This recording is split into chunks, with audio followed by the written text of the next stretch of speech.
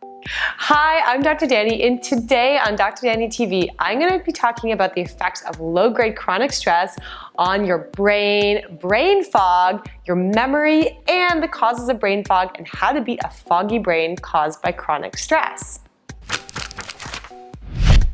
So one of the things I get from my patients and my clients, people just telling me about again and again, is their experience with brain fog.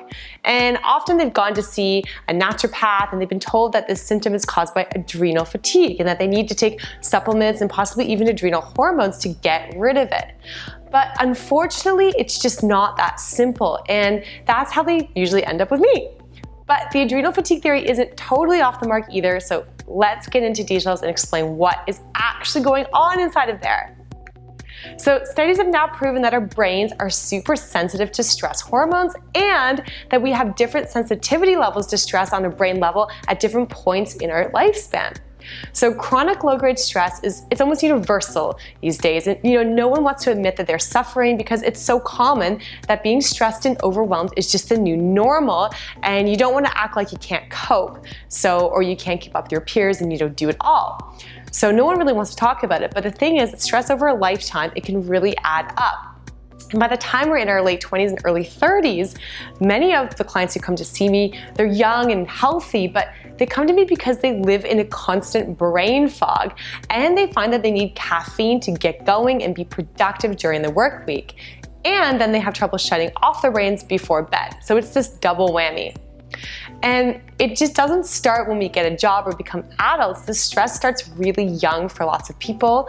And there's now some research coming out that pregnant women who have stress or anxiety or depression in their lives, that their babies have an increased baseline activity of something called the HPA Axis, which stands for the hypothalamic pituitary adrenal axis. And this pathway is the main one connecting your stress hormones in your body with your adrenal glands and your brain. So this increase in the HPA axis activity can last for 10 years when they did a study in follow-up in kids whose moms were stressed or depressed in pregnancy. So the reason this matters is that we know that changes in the HPA axis and too much stress hormone can actually affect brain development. Okay, so before you start panicking if your mom was stressed, or if she was pregnant and was depressed, or that you're pregnant and stressed out, don't panic. It's lucky because our brains are really resilient and they're neuroplastic. In fact, we can actually change the brain in adulthood profoundly to recover from these early setbacks. So don't stress if this happened to you. But we need to make a few small daily changes every day to our habits right now. And what this really tells us, all this research on chronic stress, is that chronic stress is now an epidemic for our entire generation. So even if you had an awesome start in life, but you have a stressful job and you work long hours and you feel like you're juggling lots of different things at once, then the chances are your brain is feeling the effects of chronic stress.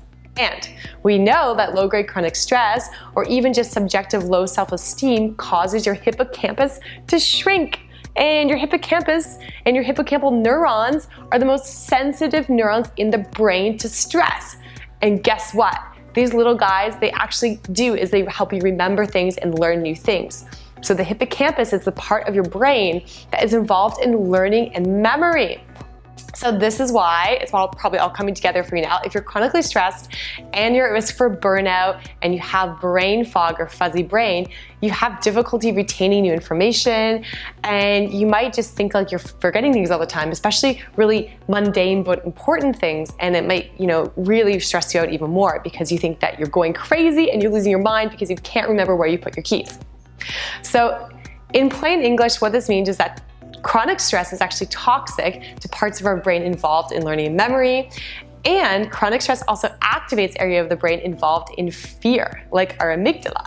So not only do you have a fuzzy brain, but you also feel overwhelmed and you feel on edge a lot of the time. Okay, so what is the solution? Enough doom and gloom. Whew, I think I feel a dance break coming on. That was pretty intense. Do we need a dance break? Dance break. I don't care. I love it. I don't care. Keep it down. Okay.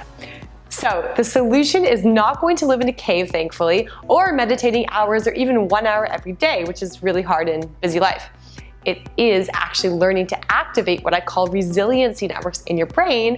And that is exactly what you can do using mind-body medicine techniques to activate this thing called your physiologic, meaning your body and your brain's RR, or relaxation response.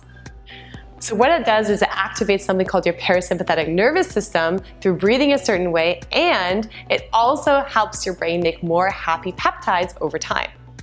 So if you're saying that sounds great, and yep, that's me, I have a fuzzy brain, you can click this link below right here and get my free mind-body medicine crash course to learn the simple techniques to activate your brain's resiliency networks so you can start beating brain fog starting now.